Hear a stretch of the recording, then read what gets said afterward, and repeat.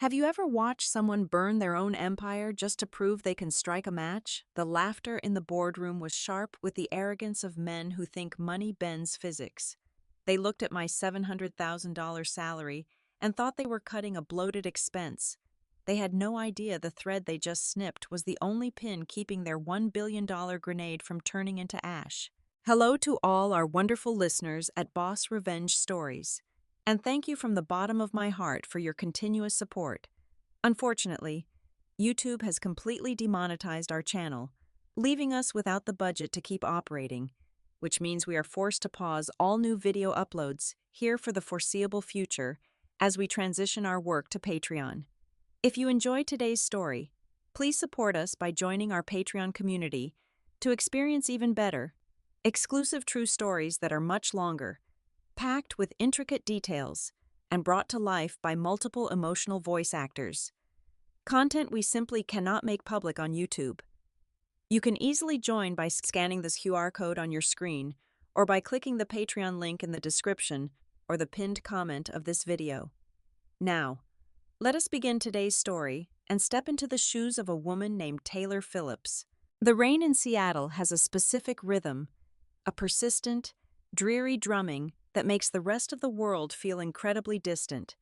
On the 50th floor of the Ethernet Global Headquarters, that rain slashed against the floor-to-ceiling glass walls of the executive boardroom, blurring the gray skyline into a watery smear.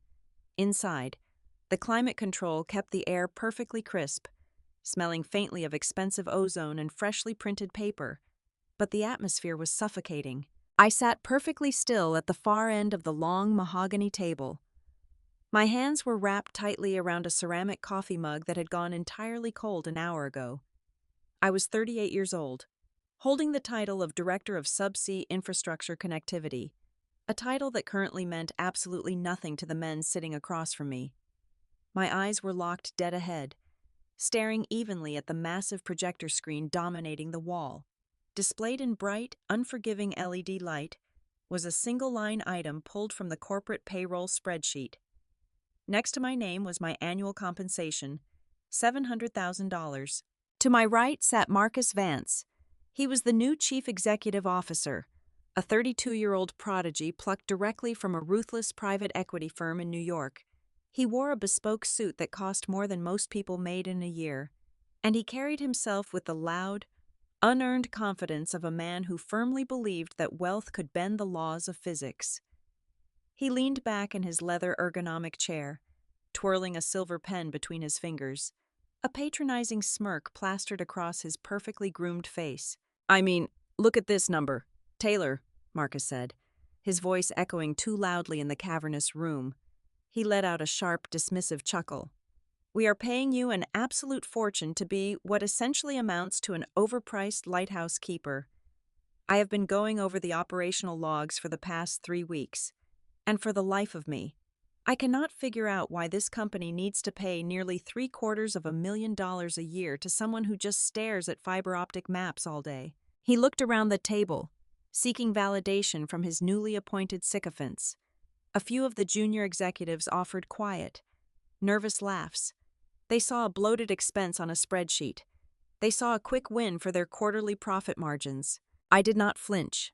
I did not offer a frantic defense of my daily tasks, nor did I try to justify my existence to a man who had not even bothered to learn how his own company transmitted data. The silence stretched, heavy and profound, contrasting sharply with his abrasive corporate noise. When I finally spoke, my voice was completely flat, devoid of any anger or panic. "Before making this decision, Marcus, did your legal team carefully read Appendix 4, the Coastal Trust Clause?" Marcus waved his hand in the air, a theatrical gesture of absolute dismissal. "My legal team is the best in the business. Taylor, they have swept all the risks. We are fully insulated from any standard termination blowback." My stomach tightened into a cold, hard knot. It was not a reaction born of fear for my own livelihood. It was the chilling realization of his sheer, blinding ignorance. He genuinely had no idea what he was destroying. He was standing in a room full of gasoline, marveling at the pretty sparks coming from his flint. Without another word, I slowly stood up, I reached for my leather portfolio, neatly gathering my singular notepad and sliding my pen into its loop. The rhythmic tapping of the Seattle rain seemed to amplify in the heavy silence I left in my wake.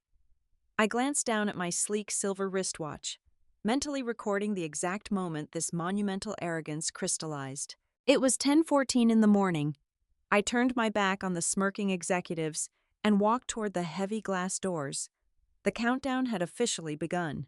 To understand the sheer magnitude of what Marcus Vance had just set into motion, you have to understand what Ethernet Global actually does.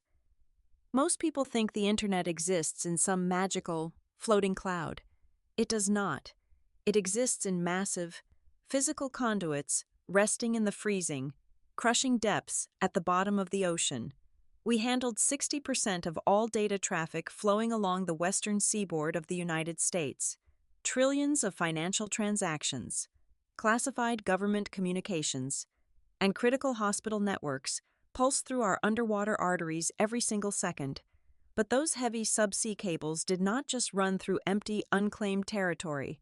They carved directly through highly protected federal marine sanctuaries and sovereign indigenous tribal waters. 5 years ago, this company was bleeding out. The previous executive board had tried to bypass standard environmental protocols to lay a new high-speed line. Their negligence caused a catastrophic coolant leak that decimated a heavily protected coastal reef system. The fallout was swift, highly publicized, and merciless. The tribal councils permanently banned the corporation from their territories. State and federal regulators immediately suspended all operating permits. Ethernet was completely paralyzed, staring down the barrel of total bankruptcy. They could not move a single megabyte of data without committing a federal trespass. That was where I came in. I am not a traditional network engineer, and my true value was never about configuring routers or optimizing bandwidth. My currency is trust. Over a decade of grueling, boots-on-the-ground work, I had built an immaculate personal reputation with the tribal elders and the federal oversight committees. They absolutely despised Ethernet, but they knew I kept my word. So, the desperate board of directors brought me in to salvage the wreckage. I negotiated a highly unorthodox arrangement. The government and the tribes agreed to grant a special trust license, but they flatly refused to issue it to the corporate entity. They issued it strictly with my name as the sole personal guarantor. I was the fragile bridge holding the entire billion-dollar network together. That $700,000 figure Marcus had just mocked on his projector was never a salary. It was a calculated insurance premium to keep the company breathing. My employment contract was engineered with one core, non-negotiable stipulation deeply embedded within Appendix 4. If my role was ever eliminated, redefined, or if I was terminated without a legally proven, egregious cause, the special trust license would automatically and instantaneously void itself. It was a digital dead man's switch, hardwired directly into the Federal Registry. I vividly remember the rainy afternoon we finalized that specific clause. Julian Hayes, our former chief legal officer, sat across from me in my office, intensely reading over the final draft. Julian was a hardened veteran of corporate litigation, a man who rarely showed emotion. But that day, a cold sweat had broken out across his forehead. He slowly slid the heavy binder across my desk, his fingers tapping anxiously against the thick leather cover. "This is not an employment contract, Taylor," Julian had said, his voice dropping to a harsh, strained whisper. "This is a self-destruct button. If a future board ever tries to remove you without thoroughly understanding this document, they will vaporize the entire infrastructure of the company in a matter of seconds." Unfortunately for Ethernet, Julian had retired exactly 6 months ago to live on a quiet golf course in Florida. When he left, he took his institutional knowledge and his deep sense of caution with him. In his place came Marcus and his army of aggressive young analysts from the private equity world. They were men who lived their entire lives inside spreadsheets and valuation models. They saw a high number in the compensation column and a job title they did not bother to understand. They were far too arrogant and rushed to scroll down and read the dense, labyrinthine legal footnotes buried at the bottom of the page. Despite their arrogance, I was not entirely heartless. I had given them every possible opportunity to avoid stepping on the landmine. I am a professional, and I believe in doing things by the book. Just last week, as quiet rumors of a mass corporate restructuring began to circulate, I drafted 3 separate, heavily documented emails addressed directly to Marcus and his new legal team. I outlined the exact legal parameters of the Coastal Trust Clause and explicitly detailed the catastrophic regulatory risks of altering my employment status. I used stark, undeniable legal terminology. I laid the trap out in plain sight and practically begged them to open their eyes. All I received in return was a single, automated reply from the executive assistant to the chief executive officer. The email contained exactly 3 words: reviewed and logged. I had done my due diligence. I had fulfilled my fiduciary duty to the absolute letter. As I walked down the silent, carpeted hallway, leaving the boardroom behind, my conscience was perfectly clear. They had been warned. The corporate execution always arrives quietly. It never comes with a loud announcement or an explicit warning, but rather a sudden, sterile notification on your calendar late on a Friday afternoon. When my screen pinged at 3:15, a small, gray rectangular box popped up in the corner of my monitor. The subject line read simply, Human Resources Strategy Update. There was no agenda attached, no preliminary documents to review, and no other attendees listed besides Marcus Vance and Clara Higgins, the Global Director of Human Resources. Anyone who has spent more than 5 years navigating the brutal, windowless corridors of corporate America knows exactly what that specific combination of words and attendees means. It is the classic, inescapable trap. I walked down the long, carpeted corridor toward Conference Room B. The air in the building felt strangely thin, drained of its usual Friday afternoon energetic buzz. When I pushed open the heavy glass door, the sensory assault was immediate. The small, claustrophobic room was completely saturated with the overpowering scent of Marcus's expensive, peppery cologne, warring violently with the sharp, chemical odor of freshly printed paper. They were sitting side by side on one side of the narrow table, an executioner and his bureaucratic assistant waiting patiently for the condemned. Resting precisely in the center of the polished wood surface were 2 thick manila folders, both bearing my full name printed in bold, uncompromising black ink. Marcus did not even look up from his phone when I sat down. Clara, however, folded her hands neatly over her tablet and offered me a smile so rigidly professional it looked painful. She did not bother asking how my day was going. She simply opened the first folder and began reciting from a legally approved script she had undoubtedly memorized. Taylor, thank you for joining us on such short notice, Clara began, her voice devoid of any human warmth, sounding remarkably like an automated customer service recording. As you know, Ethernet Global is currently undergoing a comprehensive internal restructuring initiative. We are actively optimizing our operational workflows and streamlining our departmental redundancies to better align with our aggressive new financial targets for the upcoming fiscal year. She paused to take a highly rehearsed breath. Never breaking eye contact, she was weaponizing standard corporate jargon, using meaningless buzzwords, like optimizing and streamlining, to sanitize the brutal reality of treating a human being like an expired piece of machinery. Unfortunately, Clara continued smoothly, this pivot in our strategic direction means that the company is effectively eliminating your current position. We want to sincerely thank you for your past contributions to the infrastructure team, but effective immediately, your employment with Ethernet Global is officially terminated. She slid the second folder across the table toward me. Inside this packet, you will find your comprehensive severance agreement. In exchange for your signature, which includes a standard non-disclosure agreement and a strict non-compete clause, the company is prepared to offer you 3 months of base pay as a transitional cushion. 3 months! They were offering me a paltry 3 months of standard pay in exchange for my total silence and a legally binding promise not to work for any of their competitors. It was an insulting, boilerplate package designed for middle management, handed over with the expectation that I would eagerly snatch it up out of pure desperation. I did not let her finish detailing the health insurance options. I raised a single hand, cutting off her monotonous drone. without breaking my gaze from Marcus, who had finally bothered to look up from his screen.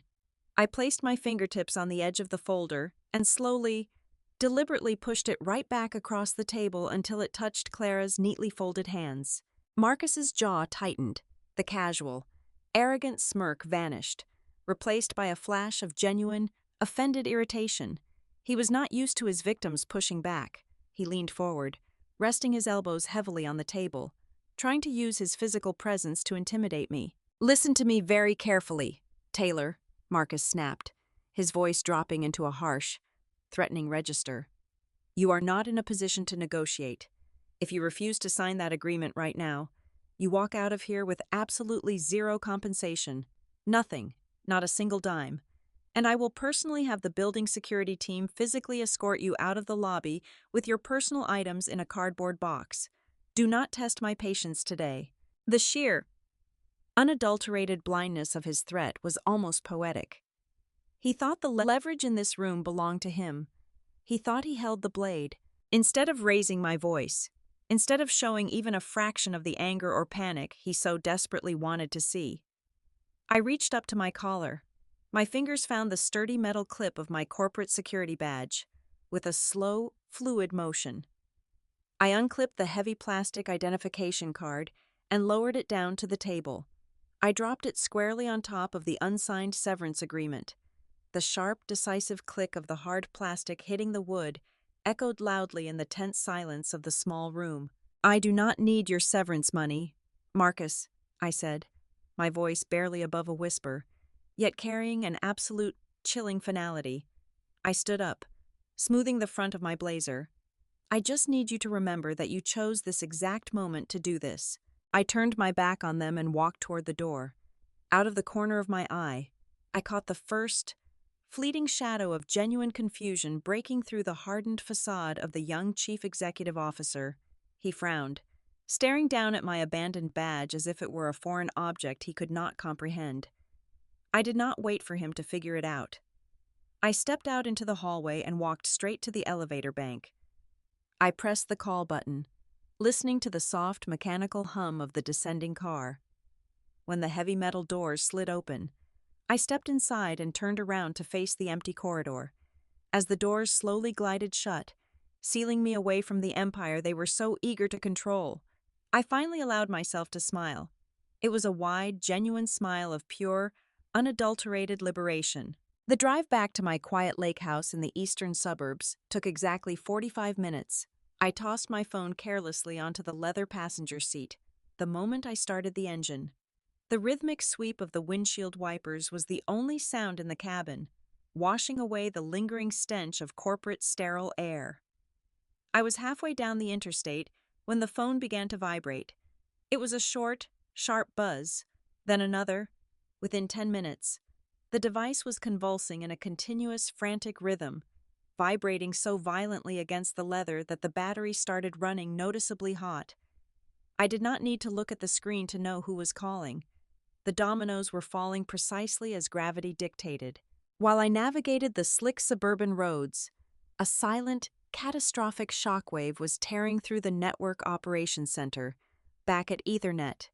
The physical cables at the bottom of the ocean were perfectly intact, but in the realm of federal compliance, the company had just ceased to exist. The moment Human Resources updated my employment status in the centralized database to terminated, the digital dead man's switch triggered. It sent an immediate, automated ping to the Federal Oversight Registry. The government servers registered the complete withdrawal of my personal guarantee. Instantly, the highest-tier automated warning systems across the Ethernet grid began flashing a blinding, urgent red. The government partners and indigenous tribal councils received the revocation signal simultaneously, without a valid trust license. Ethernet lost all legal authorization to operate within those protected territories. In a matter of milliseconds, digital access to 3 vital submarine fiber optic landing stations in the Pacific was completely and legally severed. The data kept flowing, but the right to manage, repair, or claim ownership of that data was instantly revoked. Up on the 50th floor, the arrogant calm of the executive suite shattered. Marcus's new, supposedly elite legal team scrambled in absolute panic. They bypassed the digital summaries and rushed to the archives to unearth the original, physical employment contract. A junior lawyer with trembling hands flipped to the very back of the binder. When they finally read the dense, unredacted text of Appendix 4, a suffocating, deathly silence descended upon the entire legal department. They realized the magnitude of their blunder, because I was fired without cause. The special trust license was not just suspended, it was permanently voided under hostile conditions, by legally stripping away the protective shield I provided. Ethernet was suddenly exposed to the harshest environmental regulations on the books. The federal automated system immediately classified the company as being in a state of unauthorized and unlawful appropriation of federal land. The penalty for this specific violation was not a slap on the wrist or a drawn-out court battle. It was a hard-coded, non-negotiable punishment. An automatic fine of exactly $1 billion was triggered, payable immediately to the Department of the Interior.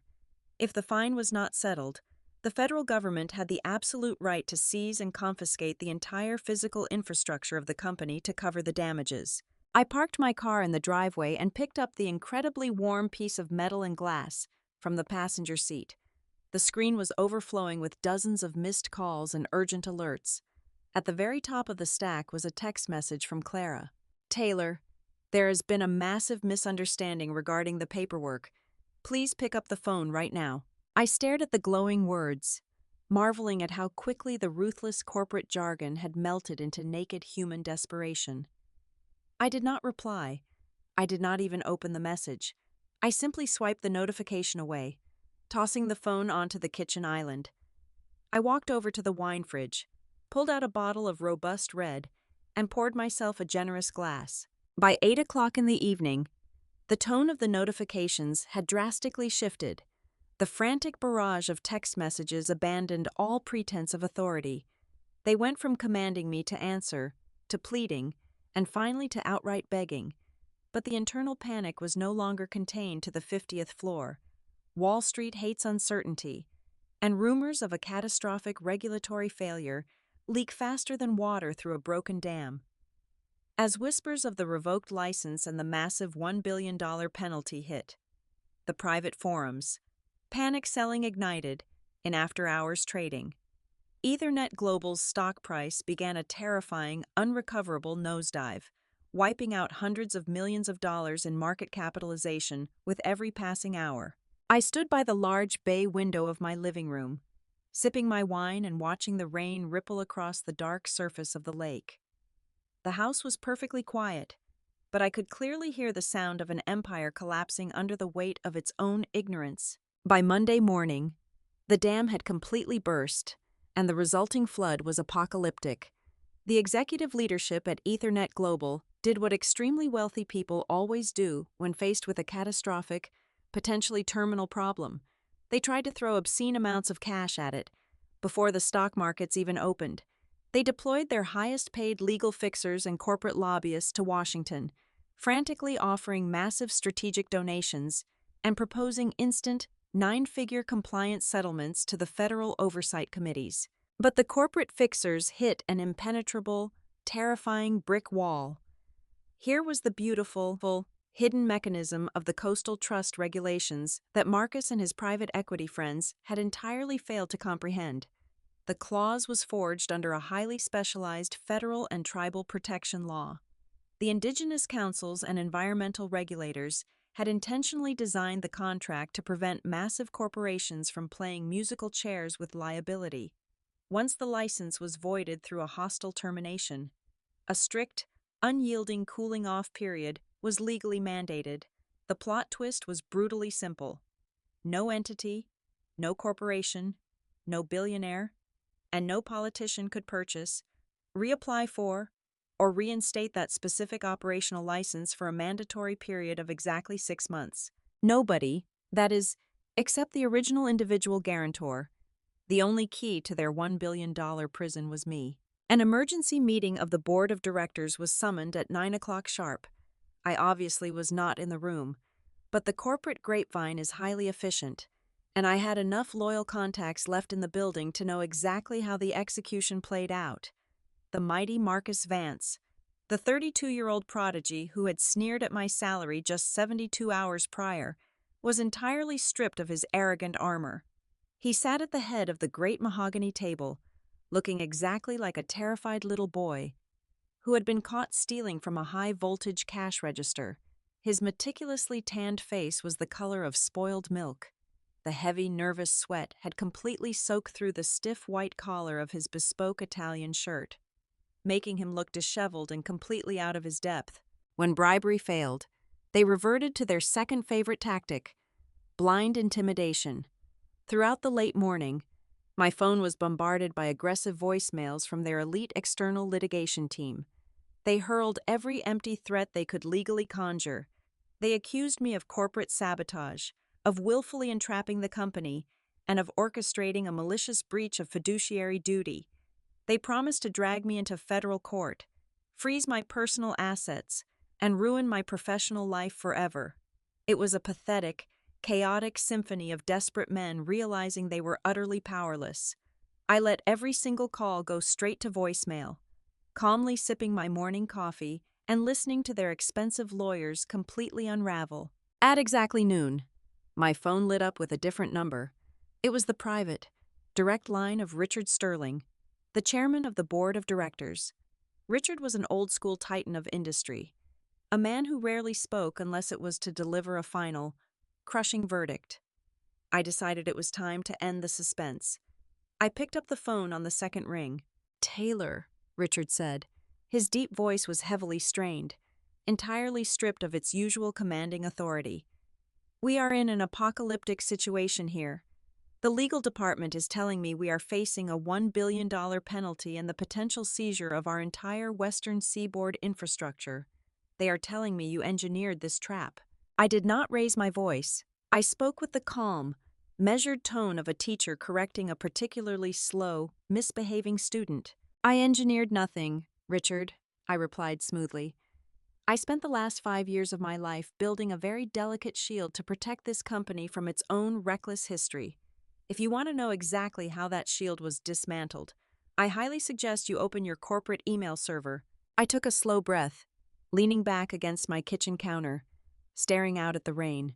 On Tuesday at 2:14 in the afternoon, on Wednesday at 9:30 in the morning, and on Thursday at 4:45 in the evening, I sent 3 heavily documented, legally binding memorandums directly to Marcus Vance and the entire executive legal team. I will quote the conclusion of the final email for you, verbatim right now. "Be advised that any alteration, elimination, or termination of my current role will immediately trigger a hostile void state of the Special Trust License under Appendix 4. This action will incur an automatic federal penalty of $1 billion and severe infrastructural seizure." Do you need me to repeat that, Richard? Or should I simply forward you the automated read receipt I received from your chief executive officer? There was a heavy, suffocating silence on the other end of the line. I could hear the muffled, frantic whispering in the background of the boardroom. Then, there was the sharp, distinct sound of a phone receiver being violently snatched away from someone's grip. "Taylor, please, you have to listen to me." Marcus gasped into the speaker. The smooth, patronizing tone he had wielded like a weapon on Friday was completely gone. His voice was a high, trembling mess, practically cracking with naked panic. The hunter had officially realized he was bleeding out at the bottom of a pit. "Okay, we made a mistake," Marcus pleaded, the words spilling out of his mouth in a frantic rush. "A massive, incredibly stupid mistake. The human resources team moved entirely too fast. But we can fix this right now.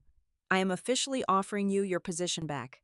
Hell, I will triple your previous salary, $2,100,000 a year. Taylor, I will authorize a massive signing bonus this very second. Whatever you want. Just get in your car. Come back to the office today and sign a temporary power of attorney so we can freeze the federal penalty. Please, Taylor, they are going to completely wipe us out." The sheer, magnificent irony of his plea washed over me like a warm wave. The man who had mocked my compensation as a bloated, Unnecessary expense was now aggressively begging to pay me 3 times that amount just to save his own skin. He thought money could buy absolution. He still did not understand the physics of the fire he had started. "I do not want your money, Marcus," I said, my words dropping like heavy, freezing stones into the receiver. "The contract is permanently broken, and the risk has finally found its rightful owner. I am no longer the one cleaning up your wreckage." I hung up the phone, but desperation is a powerful, blinding force. 2 hours later, a sleek, black luxury sedan tore up my gravel driveway, fishtailing wildly before slamming to a halt. It was pouring rain now, a relentless, freezing deluge. Through the glass panels of my front door, I watched Marcus Vance stumble out of his car. He did not have an umbrella. The tailored suit that had looked so impeccably sharp in the 50th floor boardroom was completely plastered to his skin, ruined by the mud and the storm. He pounded his fists against my heavy oak door, his face pale and twisted with sheer terror. I unlocked the deadbolt and pulled the door open just enough to stand in the frame. The cold wind howled around us. Marcus practically fell to his knees on my porch. I was holding a sodden, crumpled stack of legal documents. He begged me to just sign a retroactive reinstatement, babbling about how we could backdate the paperwork, how he would give me anything, any title, any amount of money. I did not invite him inside. Instead, I calmly reached into the pocket of my cardigan and pulled out a single sheet of heavily embossed paper. It was a formal, expedited response from the Federal Trade Commission that my own lawyers had received and forwarded to me just 20 minutes ago. I held it up so he could read the bold, uncompromising text at the very top. The verdict had already been officially sealed and stamped by a federal judge. Ethernet Global was now under a total asset freeze to enforce the immediate collection of the $1 billion penalty. The digital infrastructure was locked down. The government had taken the wheel. There was absolutely no loophole, no retroactive paperwork, and no financial miracle that could save him from his own monumental stupidity. I watched his eyes dart across the page, watched the final glimmer of arrogant hope completely extinguish in the pouring rain. I gently closed the door, sliding the heavy metal deadbolt back into place, leaving him alone in the storm he had created. By 4 o'clock that same afternoon, the board of directors officially terminated Marcus Vance. In a beautiful stroke of corporate irony, he was fired for gross negligence and a catastrophic breach of fiduciary duty, which meant he was ousted without a single cent of severance pay. He walked out of the building with nothing but a wet cardboard box. Ethernet Global did not completely collapse, but it was fundamentally shattered. Their entire reserve of liquid cash was completely wiped out, drained into the federal treasury just to pay the fine and maintain a temporary, heavily monitored right to operate, to stay afloat. The board was forced to aggressively sell off their most profitable core business divisions at incredibly steep discounts. Thousands of honest, hard-working employees ended up losing their jobs, their livelihoods entirely disrupted, all because an arrogant young executive wanted to prove a point and save $700,000 on a spreadsheet. A few months later, the suffocating atmosphere of corporate boardrooms felt like a distant, irrelevant nightmare. I was sitting at a small, rustic wooden table in a quiet cafe along the rocky, windswept coastline of Oregon. My laptop was open, and I was peacefully designing a new, highly secure network architecture for an international environmental nonprofit organization. No one here judged my compensation. No one called my position a bloated expense or questioned the value of my expertise. My phone vibrated gently on the table. It was a text message from a former colleague back in Seattle, someone who had narrowly survived the massive wave of layoffs. "Hey Taylor," the message read. "Just saw the news about the latest asset sell-off. Do you ever feel guilty watching the old empire burn down like this?" I read the words slowly. I did not type a reply. I simply closed my laptop, picked up my warm mug of tea, and looked out through the large windows at the vast, endless expanse of the ocean. The harshest lesson I took away from that entire ordeal was not about the sweet taste of revenge. It was a fundamental, unavoidable law of human nature. When you spend your entire professional life acting as a heavy, unyielding shield, absorbing every catastrophic risk for the people behind you, they will naturally begin to assume that the incoming arrows simply are not sharp. They will look at your armor and think it is an unnecessary burden. It is only when you finally step aside, letting the arrows fly freely through the air, that they truly understand the excruciating cost of bleeding. Thank you so much to everyone for listening to my story today. I would absolutely love to know where in the world you are listening from, so please drop a comment and let me know. If you found today's story engaging, please be aware that our channel is forced to stop uploading new videos on YouTube for the foreseeable future, and we are transitioning our entire operation over to Patreon. Please help us keep these stories alive by joining the Boss Revenge Stories Patreon channel, where you can listen to the absolute best, most exclusive true stories that we simply cannot make public on YouTube. You can easily join by scanning the Patreon QR code currently on your screen, or by using the link provided in the description and the pinned comment below. Thank you again for your incredible support, and stay safe out there.